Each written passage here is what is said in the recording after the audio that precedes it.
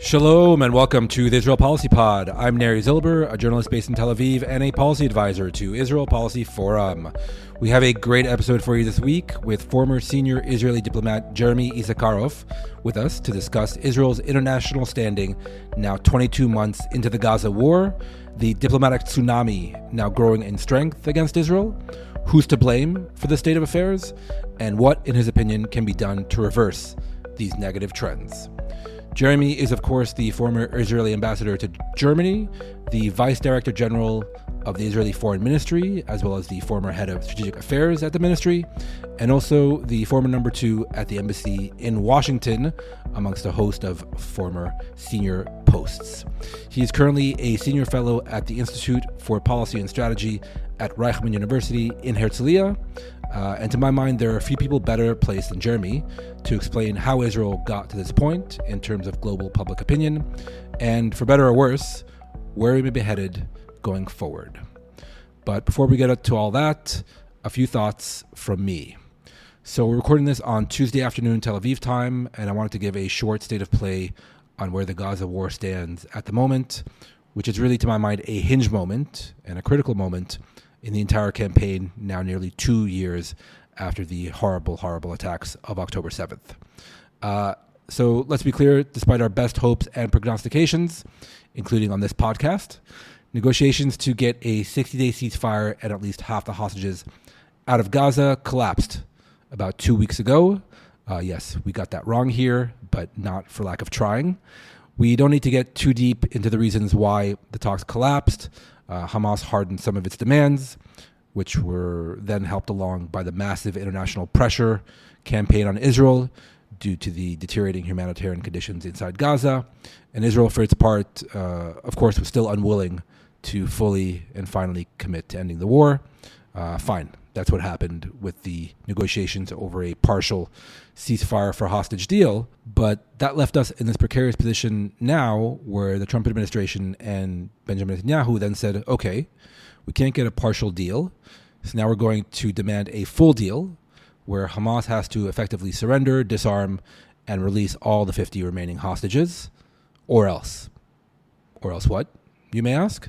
Or else we, Israel, are going to expand the military offensive into the remaining 25% of Gaza that the IDF doesn't yet control, including into places like Gaza City and the central camps of the Strip. Over the past week, we've been hearing more and more of these threats, including into today. Hamas will either need to capitulate or Israel could, emphasis on could, move to reoccupy the entire Gaza Strip. A decision on this could be made even in the coming days, let's be clear. It's not potentially that far off.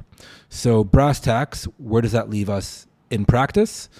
I'd argue we're looking at 3 options, by the way, with the full understanding that the threats themselves being made by Israel are a leverage play and a form of pressure tactic to get Hamas to respond and do what Israel wants. So option number 1, because of these Israeli threats, Hamas somehow softens its position and goes back to negotiations over the original partial deal. Like I said, a 60-day ceasefire, half the hostages come out, the IDF withdraws, maybe not from the entire Gaza Strip, but parts of the Gaza Strip, etc. That's option number 1, which I think even Netanyahu would agree to if, and it's a big if, Hamas was willing to go back and play ball. So option number 2, Hamas, again, somehow caves, agrees to a full deal, what U.S. envoy Steve Witkoff called an all-or-nothing deal, and some kind of formula is worked out that actually ends the war. The chances of this happening, I'd argue, not very high, let's be honest, but you never really know what's happening in the shadows behind closed doors, but to get to that kind of formula where both Israel and Hamas somehow compromise and agree to a full end of the war amongst various conditions that both sides are demanding and have been demanding for a year and a half. Very high bar indeed. So that leaves us with option number 3. In the absence of any kind of deal, partial, full, or other, Israel has to actually make good on its various threats to at least do something militarily. and it expands its operations in some way, shape, or form or another into that last remaining 25% of Gaza. The implications of this, I'd argue, could be profound, extremely profound, which is the reason why I call this a major hinge moment in the war. Now, think about it. There are now 2 million people, Gazans, that are located in those 3 enclaves right on the Mediterranean coast, who may now have to be forcibly evacuated outside and out of the fighting zones once again. Or think about the humanitarian aid issue, which has only just recently begun to be improved after Israel, a week and a half ago, reversed its policy on aid 180 degrees. So that just recently started.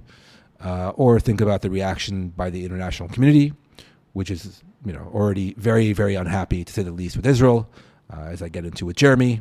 So think about the reaction by the international community to such an expansion of the ground offensive. And then finally, and for many people most importantly, think about the fate of the 20 living hostages that are still being held by Hamas in precisely those areas that Israel is now threatening to go into. So all of the implications of this possible Israeli move are bad and negative, I'd argue, all of them.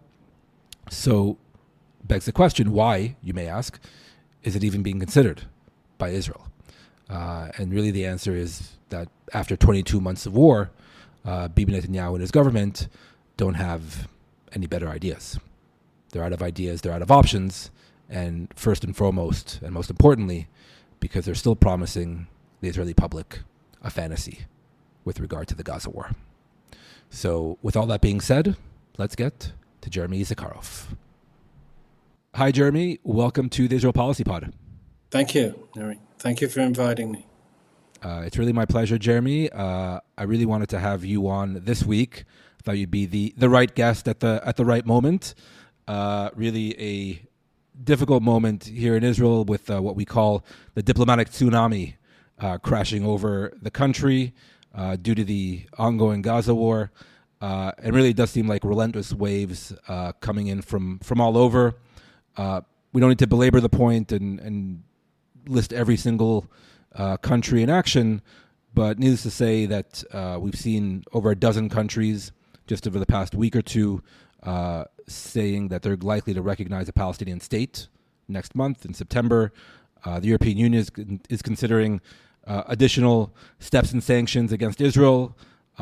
Israeli tourists and business people, almost on a daily basis, we hear in the media, find it difficult to travel to many places in Europe and Latin America, et cetera, et cetera. Even in America, as I'm sure you're aware, Jeremy, opinion polling about people's perception of Israel has gone way down into the negative, both amongst Republicans and Democrats.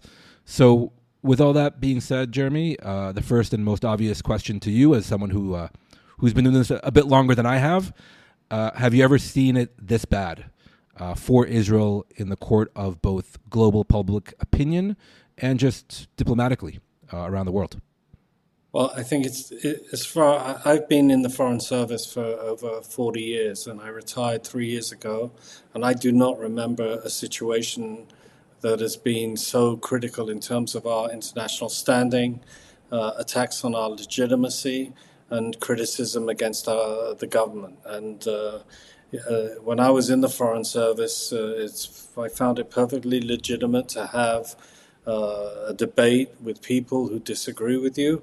But I think this is creating an atmosphere of isolation of Israel. I was also in America over the last 3 weeks, and I was actually quite taken back by the media outlets, which are generally pretty favorable towards Israel, or at least fair and objective, and seeing that they had also assumed a pretty negative attitude to all the pictures that have been flowing in over the last weeks from Gaza situation, the humanitarian situation there. And I think, this is having clearly an impact on many different levels, not just on the media, not just how it's seen in the public discourse, but also on the various political systems in various countries in which the media is playing out. But beyond that, I think it's a sense that people are not sure where Israel is heading for, when this war will end, how the present fighting will achieve its goals. And I think that's one of the things that I think is missing and creating very major question marks and leading, therefore, to actions and measures that countries are considering in the light of this uncertainty. And so is it a sense, reading between the lines of your answer, is it a sense that many countries and governments and people around the world don't understand where Israel is heading in this war? Or is it more of a sense that they're, I don't want to say anti-Israel, but they have a predisposition to be critical? Because you even said, even favorable or friendly media outlets in America are even asking the question now. Right, and obviously in America, you can see that we're losing to a great extent the Democratic Party, but even on the right of the Republicans and some of the MAGA proponents like Marjorie Greene talking about genocide, and there's other talk on the Hill regarding arms or limiting of arms sales to Israel, arms embargoes, in addition to what's happening in Europe, which is also a period in which many different proposals have been raised that would restrict Israel. But I think it's not just the fact that this government hasn't enunciated any sort of day after policy, or even, I don't like the idea of the day after, because I think we need a policy now. And that's one of the reasons we need to get out of this crisis. And I think it's a very clear perception in these countries, which are not automatically anti-Israel, they're not anti-Semitic, they're concerned about Israel and its national security. They are concerned that Israel is moving towards taking the whole of Gaza and assuming, full military control over Gaza, and also extending Israeli law to the rest of the territories in the West Bank. And this is a very clear perception that not only they disagree with, because it's in a way totally undermines any possibility of a two-state solution or any political horizon with the Palestinians. And as much as many of these countries support Israel, I was ambassador to Germany, and the support of Germany for Israel's survival, self-defense, is being absolutely rock solid. But they have also very clear position regarding the need for a two-state solution. Now, a two-state solution, whether if you support it or not, it's not going to happen in a month or in a year. It'll take time. Right. And I speak to Palestinians, and they understand. Regular, moderate Palestinians understand that this is a process that could take anywhere between 5 to 10 years. But so what I'm trying to say is that not only is there no vision of a political horizon with the Palestinians, but what the Israeli government is doing now in Gaza and in the West Bank is undermining any possibility of that ever happening. And I think that's a very crucial factor. This is a period of time where, as I said before, some of our best friends are sending us very critical signals. And I as a diplomat, I obviously care about what happens in the international arena, how countries relate to Israel. But first and foremost, I want to do things that are important for our national security. And today, I believe that our national security, for us, for the Israeli people, demands that we concentrate on ending this war, bringing our hostages back, and also considering how we create not only a political horizon with the Palestinians, but how we create a broader political horizon with the region as a whole. With our countries that we have peace with, like Egypt, Jordan, the Abraham Accords. How can we bring Saudi Arabia into the picture? Is there a possibility of bringing Syria eventually into the circle that could be not a circle of fire, but a circle of peace around Israel and even Lebanon? So these are the things that I think about, and I think this is the sort of path that we should pursue. You're not going to find any differences of opinion on this podcast, as you know, and amongst Israel Policy Forum. We wholeheartedly support that long-term vision for Israel, and like you said, for Israel's interests and for Israel's national security, and not as a favor to this or that foreign government or even this or that neighbor. Mm-hmm. We wholeheartedly agree. Jeremy, just a quick follow-up in terms of the historical context. Sure. At least in the beginning of the war, I tried to calm some of my friends and family down. I said, look, there may be a lot of criticism of Israel after October 7th and the launch of the war in Gaza specifically, but it wasn't necessarily a picnic back in the days of the Second Intifada in the early 2000s. It wasn't a picnic during the First Intifada in the late 80s, early 90s, or even the First Lebanon War in the early 80s. Do you personally feel a difference now in terms of the international discourse and the international criticism of Israel after 22 months of war? I mean, is it really different, or is it just that our world is different, our social media ecosystem is different? Or is there actually more criticism of Israel objectively now than there was ever in the past? Look, it's always difficult to make comparisons between different times and different contexts. But I do feel that we are in a very particular moment now where we're not only confronted by dangers continuing of the situation getting worse, but what I'm scared about is that we're losing valuable opportunities. When I look at I don't think you can compare. We've had previous rounds, whether the Second Lebanese War, the Second Intifada, First Intifada, all of these things. But what happened after October 7th was a multi-front war. And I believe that while that indicated a very basic collapse of Israeli national security, its deterrence, its intelligence on October 7th, we at least took us a few days, but we contained the situation and began to reverse it. And if I look back and compare Israeli situation in January of this year, we had shattered, in essence, the leadership and the capabilities of Hamas.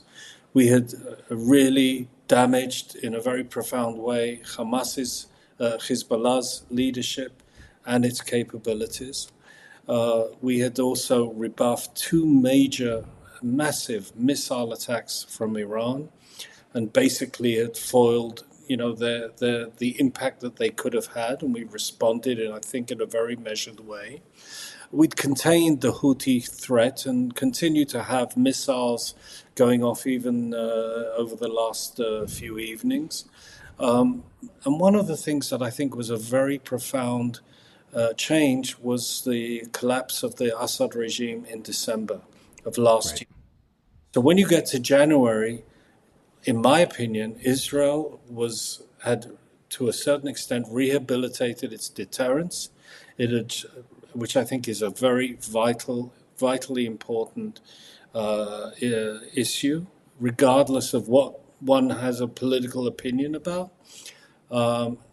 We had seen very dramatic changes, not only in Iran's capabilities strategically against Israel, which were used by Iran and shown to be indications of strategic weakness rather than strategic strength. We also showed that the proxies of Iran that had undermined our stability, whether in Hezbollah, Hamas, or Houthis, or Islamic Jihad, were severely curtailed. Now, why I say this is a very different situation to what we'd seen in previous wars is that this had, in fact, really begun to change the strategic reality and created a massive opportunity for Israel. And this was January, where I think the present government, Netanyahu's coalition, should have declared victory, gotten the hostage, make a deal to get all of the hostages out, not in stages, but in one go, and then begin to consider how we deal with this new strategic context in a regional sense, and how we go forward in dealing with Iran. And so that would have been the preferred option from my point of view. So I don't think you can really kind of compare previous situations. Now, unfortunately, we did not stop the war, and we went into a hostage exchange, which was supposed to have more than one stage. And by March, we decided to continue the fighting in order to shatter Hamas even more and also get out our hostages. Now, Right. this did not achieve its goals, period. I mean, so far, the amount of hostages that have been freed through military force is very low. The amount of hostages we've received through negotiation and deals that have been made, whether through Egypt or Qatar, with the help of the United States, has been far greater. And therefore, I think that was a very vital mistake. And the real problem was that we had in January major strategic gains. And as a result of continuing the war, those gains began to be weakened and deteriorated and basically brushed aside. And the whole point of military force is that you take the military force, you use it, but you use it in order to achieve political goals. And the political goals are what you need in order to consolidate your position. And essentially, that really is the reason why we are in the situation today that we are going. And in a sense, if I was Hamas now, a very weakened, brutal terrorist organization, I would say, look at how we're putting the pressure on Israel, how they're feeling isolated, how they're feeling pressured. This should not be happening. And again, I think that any possibility of widening the war and pursuing total occupation of Gaza, with all that implies, is going to make the situation much, much worse. So there's a whole different situation in the Middle East, looking at the dangers, but also looking at the opportunities which we could be losing. Definite dangers, definite cost to Israel, not just in terms of eroding the military gains, but as we know, diplomatically, politically, economically, the cost is going up. And yes, I think the Netanyahu government squandered an opportunity to close this war earlier this year, and now Israel is in a much more difficult negotiating position because we've lost a lot of the leverage that we had. Jeremy, I wanted to take a step back a little bit. Obviously, a big part of why we got here is the decisions taken and not taken by this current Israeli government and the current Israeli leadership. Mm-hmm. But I wanted to talk about the international context specifically, and as a veteran member of the Israeli Diplomatic Corps and the Israeli government, and really this, whatever you want to call it, the pro-Israel media ecosystem, mm-hmm. Everyone wants to know who's to blame, mm-hmm. right? How is it that 22 months after October 7th, after the worst massacre of Jews since the Holocaust, and after really much of the entire world did rally around us and around Israel and supportive of Israel's war aims, mm-hmm. How do we reach this low point, this low ebb 22 months later? Is it strictly like you hear in most Israeli TV studios, a hasbara problem, a messaging problem, a PR problem? Or does it go, to your mind, much deeper than that, leaving aside the actual policy of the government and the conduct of the war? Look, I don't, to be frank with you, after 40 years in the foreign ministry, I do not believe in hasbara. I believe in adopting serious policies that serve your national security interests. And I'm saying this from a pure analytical perspective, not a political perspective, either from the left or the right. And you cannot explain a policy that to my mind, if I was an ambassador today, I know what I would say. I would say personally, this is what I think, and any coincidence between that and the government policy would be entirely coincidental. And so, from that point of view, you need to understand the policy that is being pursued. I think it is going to be absolutely impossible to defend a policy that you don't know what it is, but definitely a policy that, in a sense, advances the process of annexation of Gaza and the West Bank and the negation of any possibility of a settlement with the Palestinians. I just don't see how you explain that. And again, it's not because of the explanation for other countries, it's for our own national security benefits. In the absence of any sort of political solution with the Palestinians, we're just gliding into a one-state reality between the river and the sea. And, I believe in a Jewish democratic state, and I simply do not understand how that can be maintained with, additional areas in which you have anywhere between 7 to 8 million Palestinians that either have rights or don't have rights. And I think you understand, where I'm coming from. But having said that, where we've gotten here today, let's not forget. And sometimes we can be critical of ourselves, but we also, the October 7th war was started by Hamas. This was obviously the fact that we weren't prepared for it, weren't there to block the attack, was something that it showed that deep in the psyche of Israel's mind, or at least in the mind of the people who were in charge, that Hamas had been deterred and that they were looking in a different direction. We failed. There's no doubt about it. But we were also dealing with one of the most horrific attacks against Israelis that killed around 1,200 people on the day and took, as you know, 250 hostages.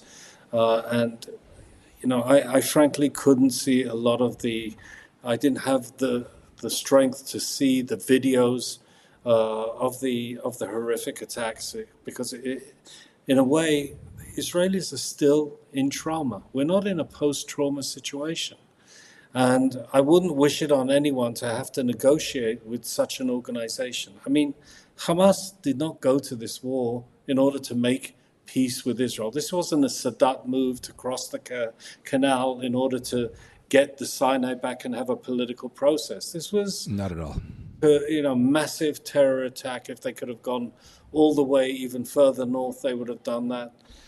This was to undermine the Palestinian Authority and show that Hamas is the leader of the Palestinian people, which I don't believe they are. And thirdly, it was also to prevent any possibility of normalization between Israel and Saudi Arabia, which would have meant that Saudi Arabia would have entered the picture, been much more supportive of the Palestinian Authority, and created a much stronger dynamic to have a Palestinian-Israeli situation. And again, I come to the point that if we come out of this after 2 years of war, out of almost 2,000 people that have been killed, soldiers and civilians, without a political horizon, and not to mention what's going on the other side, which is, I don't diminish what's going on there in terms of its severity. If we come out of this without any possibility of a political horizon between Israel and the Palestinians, in my view, Hamas has won. That is the victory. That is what they sought. They do not have a political agenda. So,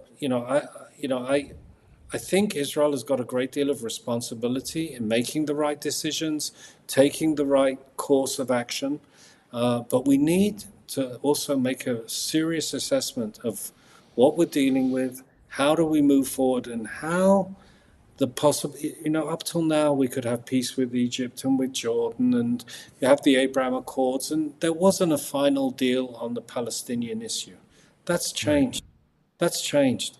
And we're going to need to have a very serious Palestinian component if we want to maintain a good relationship or a stable relationship with Jordan and Egypt. And believe me, as somebody who's worked very quietly and effectively with both the Jordanians and the Egyptians, believe me, the importance of our relationship with those two countries cannot be overstated. People will say it's a cold peace or that. Okay, it's one thing. Believe me, there are things that happen, out of the public eye that are very much more crucial. Plus the issue of the Abraham Accords. If you go towards, like I say, full annexation, will the Abraham Accords will not expand, and I worry about what they may even shrink. They could even kind of regress. And I think these are vital interests of how Israel lives in an area, and how we begin to seize positive opportunities and not lose them. And not to mention the fact that if there is no solution with the Palestinians, then I guess we are condemning ourselves to, and not only us, but our children to another future with more possible October 7th. And this is something which I find impossible to accept. So I wanted to unpack a few things you just mentioned, Jeremy.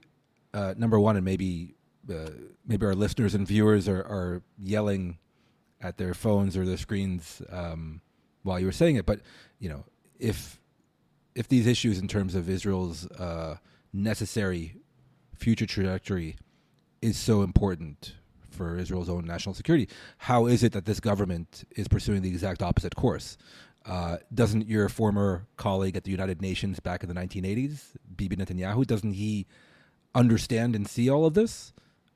Is he blind to it? Does he think that he can mold reality to his own purposes? Is it strictly short-term political considerations? I mean, how do you explain the decisions taken and not taken by this Israeli government over the past, it's now more than 2 years?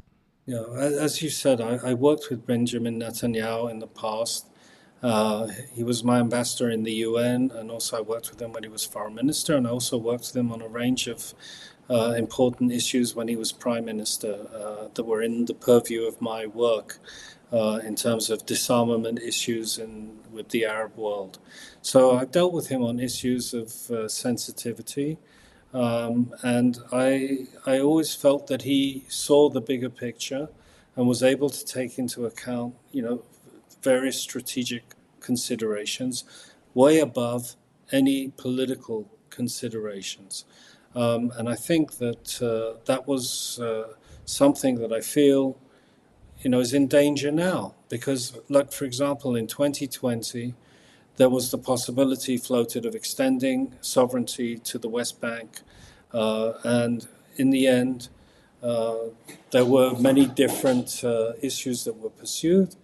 The UAE ambassador from Washington wrote an article about the need to stop this process and move towards normalization with Israel. And as a result of that, we signed the Abraham Accords. I mean, Netanyahu walked back from this, and whether it was a threat that wouldn't be materialized or not, I don't know. But in the end, the benefits of not doing this were absolutely vital. And it was a signing ceremony which I attended on the White House lawn with the President of the United States and Israel and the representative of the UAE and the representative of Morocco and Bahrain. So to me, that's, that is what I would expect of Prime Minister Netanyahu, to take stock of the present situation. Now, there's a lot of speculation. I'm not an expert in Israeli politics of how much he is beholding to these ministers, Ben Gvir and Smotrich, Bezalel Smotrich. These are people that I do not admire, and I'm being very, very diplomatic at this point. And to my mind, are pushing very clearly into a situation where we reoccupy the whole of the Palestinian territories. And I just think that is, again, for the reasons I've said before, is a disaster. And I would hope that in the moment before we make any further decision of expanding the war in Gaza, that the Prime Minister will reconsider this. I signed a letter with former heads of the security establishment that have asked and addressed President Trump to try and get him to engage with Netanyahu to stop the war, release the hostages, and move towards a political horizon. That this is something that I hope he would still consider and move towards. But I can't say I'm optimistic at this point. I was going to add, one can only hope, but I personally have seen no indication that he's going to prepare the ground for some kind of move like that. Quite the opposite, as I think we're both aware these days that he's looking to more than likely expand the military offensive in Gaza. To what end, I don't know. It could be, Neri, it could also be the possibility that, things are being said and things are being put out. Because usually, governments, when they're going to do something like that, they do it. They don't talk about them happening, and they obviously understand this is not going to be, the most popular act by Israel at this point in time. So, right.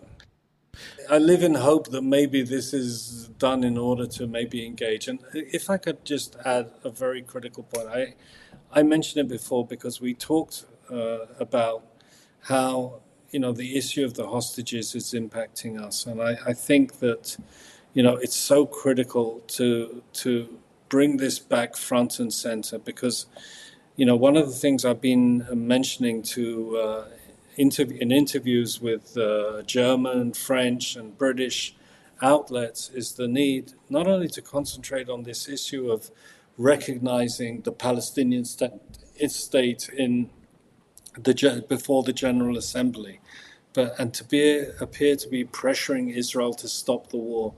If you're really interested in stopping this war, the key factor is going to be getting out the hostages, and that these European governments, the Americans, and I'm sure they're doing it, should use every element of influence they have on their Arab counterparts in order to secure a release of all the hostages in one go as soon as possible. In my opinion, this would be the game changer that could stop this war, which would, again, barring other extremist opinions, this would serve the broader strategic interest of Israel, of the United States, and of the European countries, plus our Arab neighbors. So, get out all the hostages as part of a deal to end the war between Israel and Hamas. Mm-hmm. Okay. Because at the end of the day, what's happening now is that the European statement of the 30 countries that want to recognize, first of all, let's fast forward. If they recognize the state of Palestine, is that going to change the reality on the ground? No. Instead, it's a state of mind. It's not a state that actually exists, and it's not going to stop the war. And again, the key factor here is to remember it's not just a factor of pressuring Israel, which is one element of the game, but the other element, and the more crucial element, in my opinion, is the issue of hostages. Because as long as these hostages stay in Gaza under Hamas's captivity, especially after these pictures of emaciated Israeli hostages, it's just, these are images, and I was ambassador to Germany, and you never ever thought you'd see emaciated Israelis and Jews in this fashion. This is something, as I said, we're not out of the trauma. We're not in a post-trauma situation. And this is one of the things I think will be critical to changing the mindset in Israel to say, okay, if we get the hostages out, that's it. We need to move forward, and we need to move into a different vector. Okay, we'll be right back after this brief message. Israel Policy Forum is a policy organization rooted in the Jewish community. Our mission is to build support for a secure, Jewish, democratic Israel through a viable resolution to the Israeli-Palestinian conflict, advancing pragmatic U.S. policy towards the conflict, U.S.-Israel relations, and regional diplomacy among policymakers and community leaders. We promote policy measures endorsed by credible security experts, develop analysis and commentary, and convene programs that engage and educate leaders across the political, denominational, and generational spectrums. Our Young Professionals initiative, IPF at Teen, works to elevate the discourse among next-generation leaders by building community and facilitating engaging programs related to Israeli-Palestinian affairs.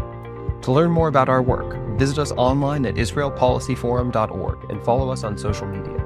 If you rely on Israel Policy Forum for credible and nuanced analysis, please make a tax-deductible gift today at ipf.li/supportthepod or at the Support the Show link in the show notes.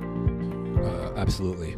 And hopefully someone's listening, including on the Israeli government side. The other question that occurred to me, Jeremy, you know, you've served all over, like you said, Germany, Washington, and the like.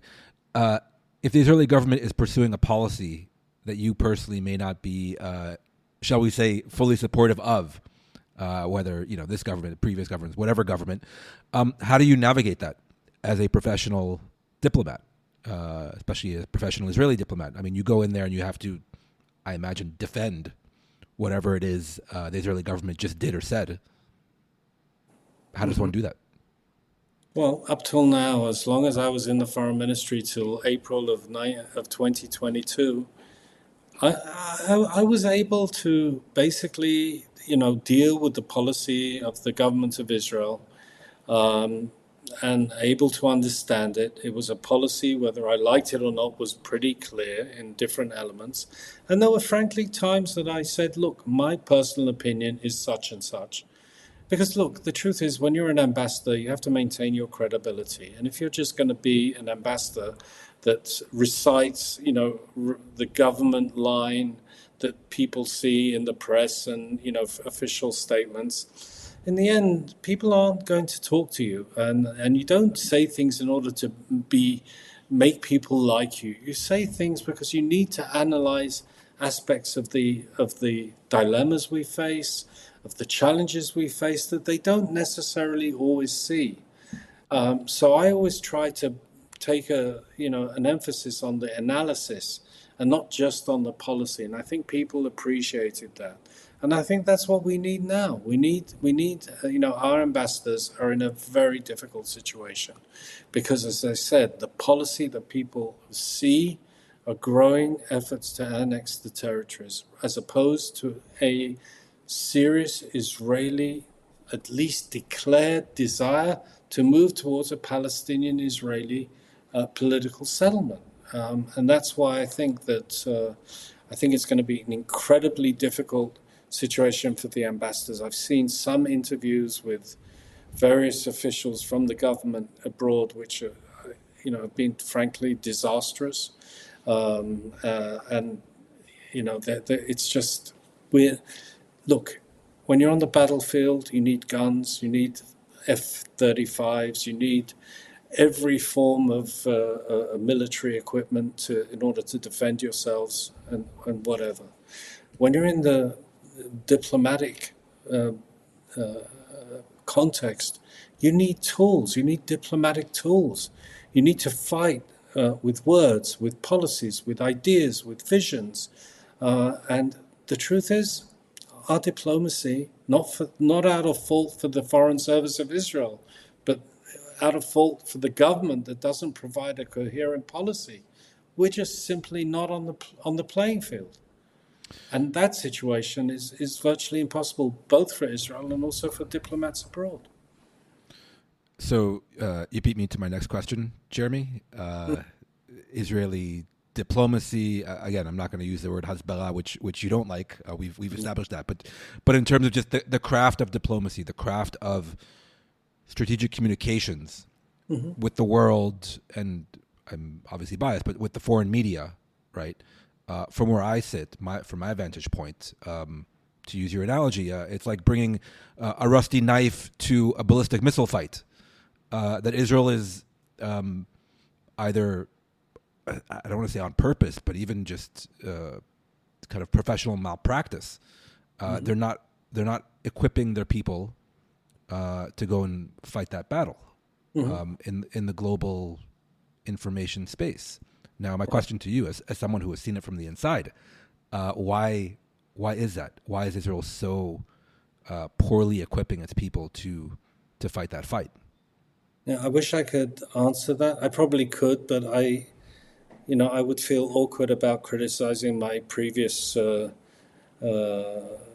the previous organization which I worked for over 40 years, and still, I was very lucky to have an amazingly interesting career and be involved from everything from peace negotiations with the Egyptians to work with the Jordanians on sensitive issues, and also on first contacts with the Gulf, with the Emirates, with the UAE in 1994, dealing with Iran, nuclear issues, etc., etc. And I was incredibly, but for that you need to have, you need leadership and you need vision. And again, I can't emphasize that enough.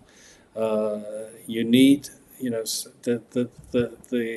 the government has to provide a vision that people can relay, can reinforce, and can use, on all of these different media. Well, I don't get me wrong. I think Hasbara is important, but it's simply not a substitute for policy.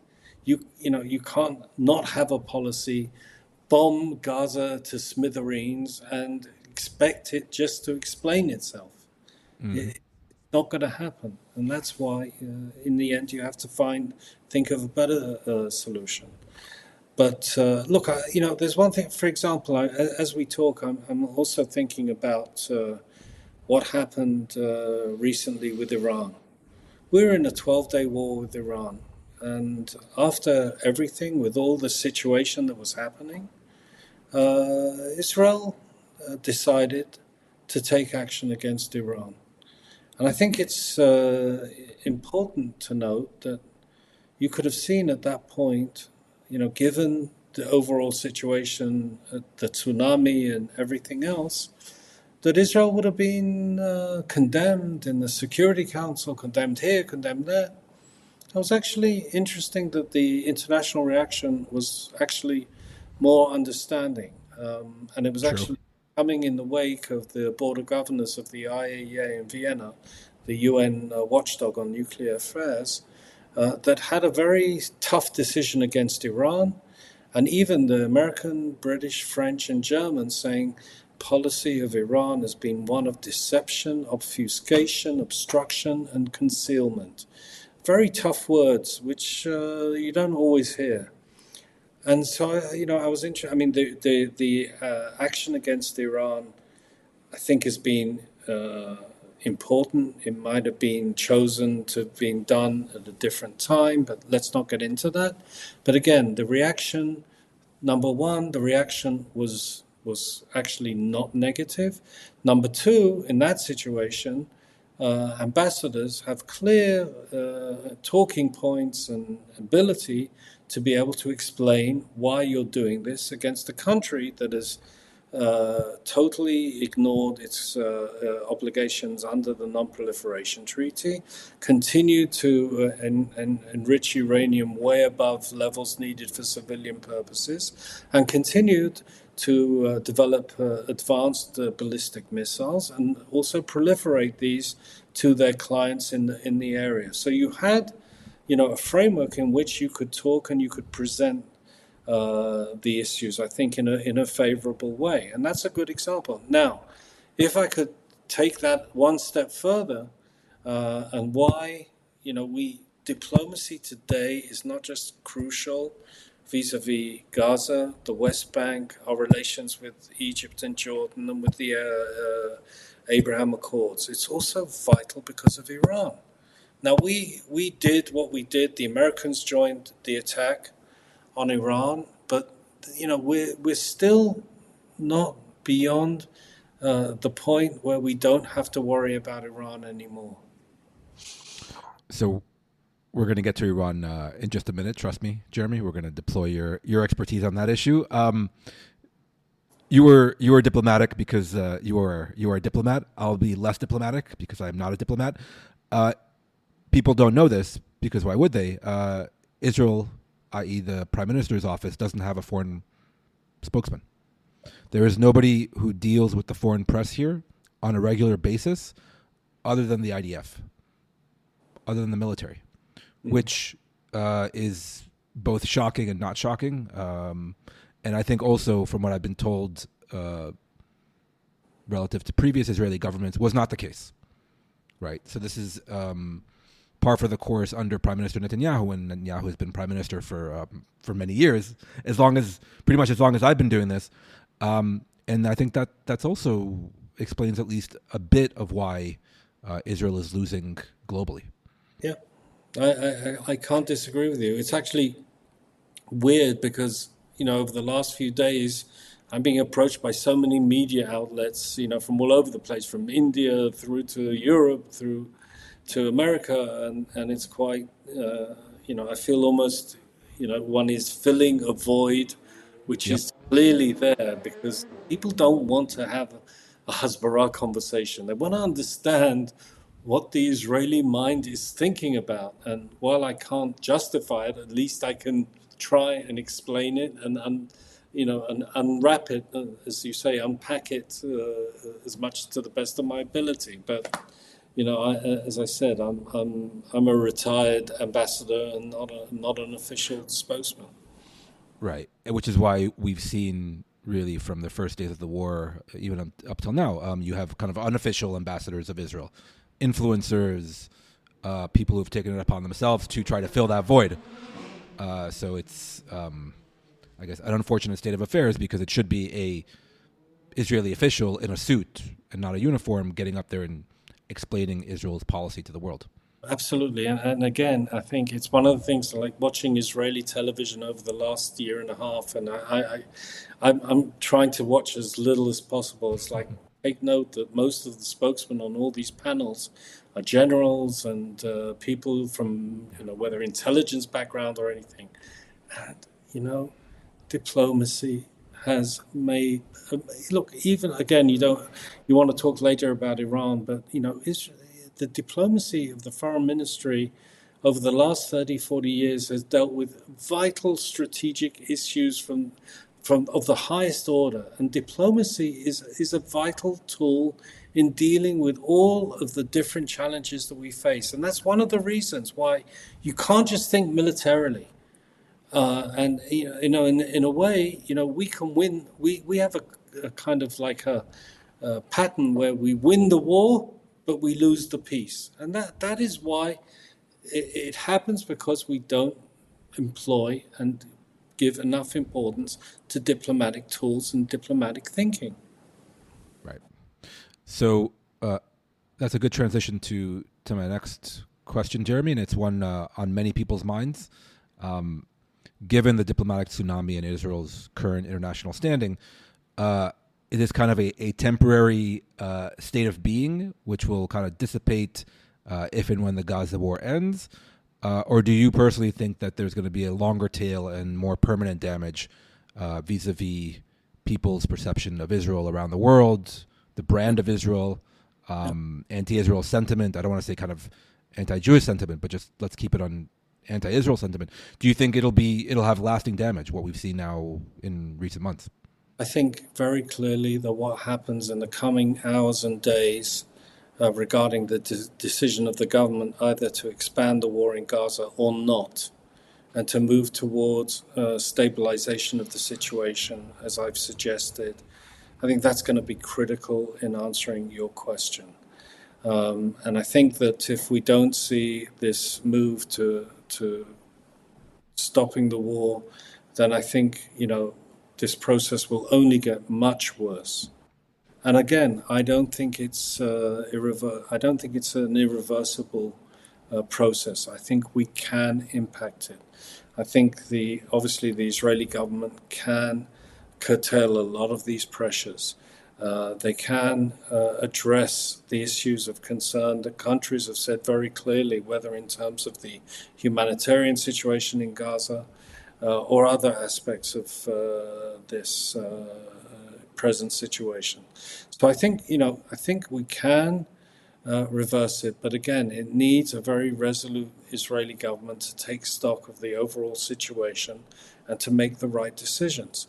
And it also means that we need our partners now not to concentrate on issues which, in my mind, are less important, like the issue of recognition, and concentrate on actually doing something which can really take away a justification for any continuation of the war, i.e. freeing the hostages. Gotcha. It's well understood. But I have to posit the counterfactual or the natural follow-up question, Jeremy. If the Israeli government makes the quote-unquote wrong decision and continues with the offensive and expands the offensive, how much worse could it potentially get? Look, first of all, I'm very concerned, for example, about, I mentioned the issue of Iran and how Britain and France are going to be so critical in the possibility of snapping back sanctions before October on Iran. This is, if you don't do it by October, you've lost that option, number one. Number two, I'm worried about various measures that are being floated in the context of the European Union, in which they want to reassess the association agreement between Israel and the EU. Let's not forget, the European Union is if not the most important trading partner for Israel, and one of the main countries that is stopping these calls, either for changing the association agreement or changing or even adopting an arms embargo vis-a-vis Israel, is Germany. Germany's been very staunch in making its positions known privately, even if it's critical of Israel, rather than taking steps that can isolate Israel. Another factor in the context of Europe is, for example, mention has been made of the Horizon program 2020, which is, I as ambassador in Germany, we worked very closely with the Germans in order to upgrade Israel's partnership. This is one of the most important scientific collaborative organizations in the world. It's something that has benefited Israeli technology in scientific infrastructure in a very broad sense. And I'm not just talking about billions of dollars, but I'm talking about knowledge. And it's not just a one-way street of us getting help from Europe, but also how we contribute as the startup nation to the European expertise in these areas. So those things are worrying me, and also the fact, as I said before, we are in a situation with the British and the French, and instead of engaging them and bringing down the flames, as it were, these are two members of the UN Security Council. And if they go through with their decision to recognize the state of Palestine, this could come to the Security Council, and then we would be dependent also on whether the Americans will veto or not. And I'm sure, right, an expert of the United States, you'll know to predict exactly how President Trump will decide.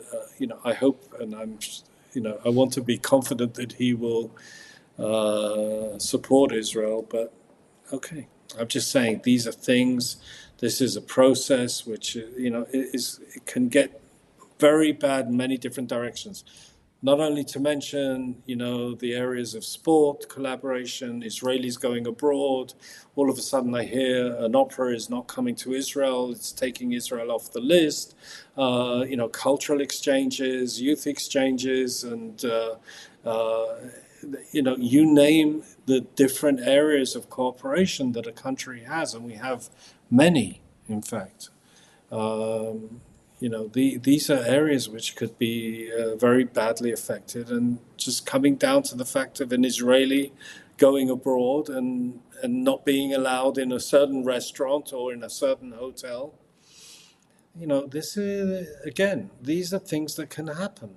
And again, I wouldn't change national security policy of Israel that I believe is important and crucial for our security.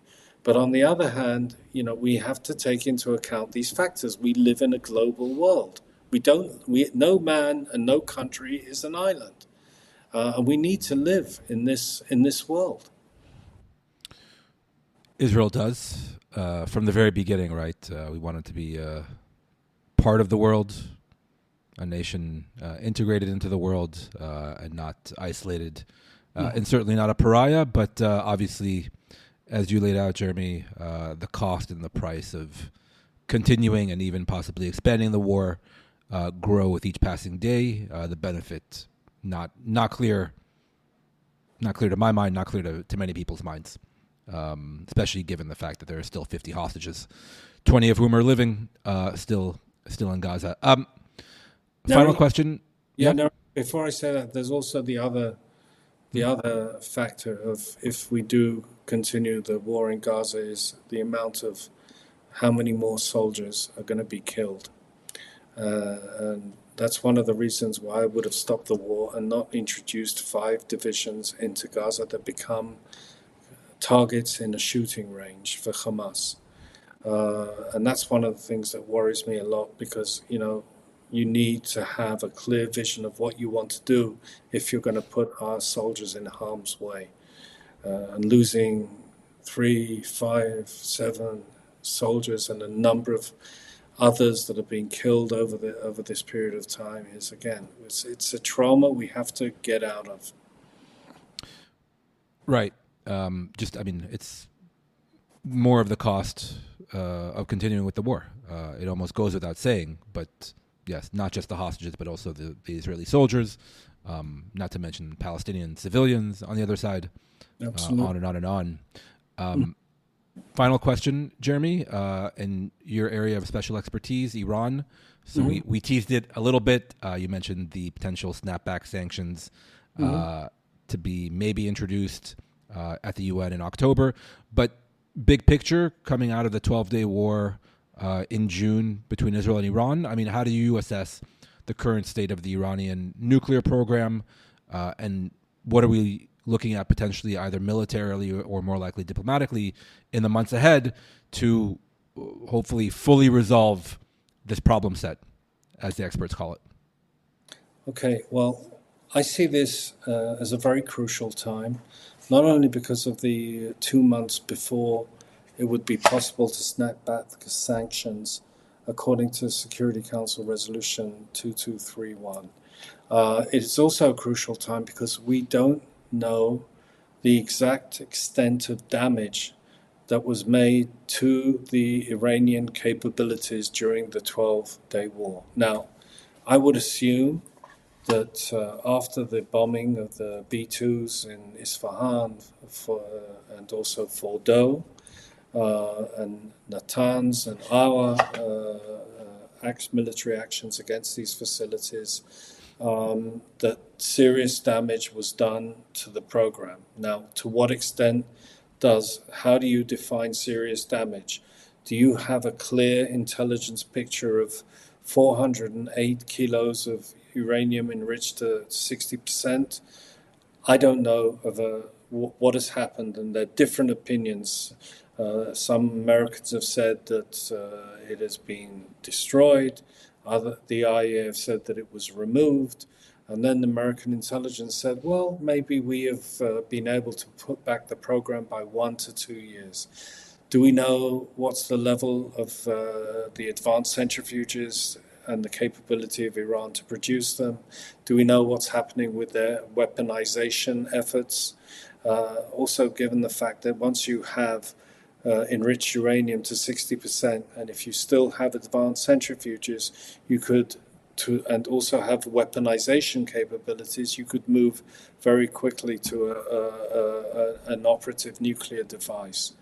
And the fact that there are no inspections now in Iran. This is the time to have, that Israel should insist and even really make this a major point with the American administration. We need to have an agreement, a renewed agreement that America should lead with Iran, that prevents enrichment on Iranian soil, prevents production of advanced centrifuges, and also curtails the Iranian missile program, which has become very advanced, And despite the fact that we intercepted many Iranian missiles, there were missiles that got through and of a more sophisticated nature that did create a lot of damage, not to mention 30 or so Israelis that were killed. And also to bring about the possibility of, clear, intrusive inspections by the IAEA in Iran on the various sites. But at the end of the day, we do not have a clear intelligence picture of what capabilities have remained in Iranian hands. And as long as we don't have that picture, we cannot assume that we have succeeded in destroying the Iranian nuclear program or its missile capabilities. And that is why I think this is a critical time to insist on a renewed agreement using the leverage of snapback, of sanctions, to bring Iran to the negotiation table. By the way, even Vladimir Putin, there were reports that he even supports the fact that there would be no enrichment on uranium soil, no enrichment of uranium on Iranian soil. Right. So I think this is a time where we have leverage still on Iran, but you need to use it. And right now, the present situation is not optimal for using that diplomacy on one of the key strategic issues that Israel faces, that I even would say, far outweigh Hamas as a threat. But that's my take on it. Okay. And do you think that there's a high or low probability that the Iranians will be willing to enter into renewed negotiations and to cut a new deal after the Iranians will be happy to have a conversation with the Americans, with the Europeans, for the next 6 years and do whatever, and to give a sense that they're being serious, they're listening, they're being moderate, but they don't have all the cards. And after we did what we did, they threatened to leave the NPT, to break, to blockade the Straits of Hormuz, to attack American targets. And in the end, there was this kind of like Hollywood production of a missile attack on Qatar that was kind of pretty much foiled completely. The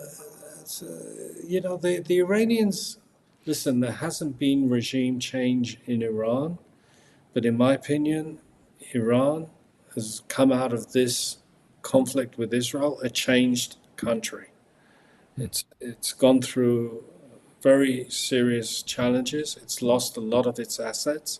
Its capabilities have been severely impaired, and that's something we should take into account. We have, at this point, and it's not going to be for an endless amount of time, we have serious diplomatic leverage. And all I'm saying is, let's use it. Very interesting. Jeremy, we're going to have to leave it there.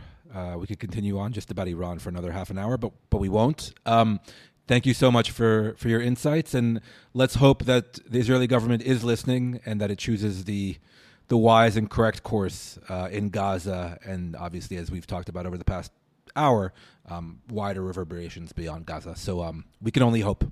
But thank you, Jeremy. Thank you. It's been a pleasure. My pleasure. Okay, thanks again to Jeremy Issacharoff for his generous time and insights. Also, special thanks to our producer, Jacob Gilman, and to all of you who support Israel Policy Forum's work. Do consider making a donation to Israel Policy Forum so we can keep being a credible source of analysis and ideas on issues such as these that we all care deeply about, including this podcast. And most importantly, thank you for listening.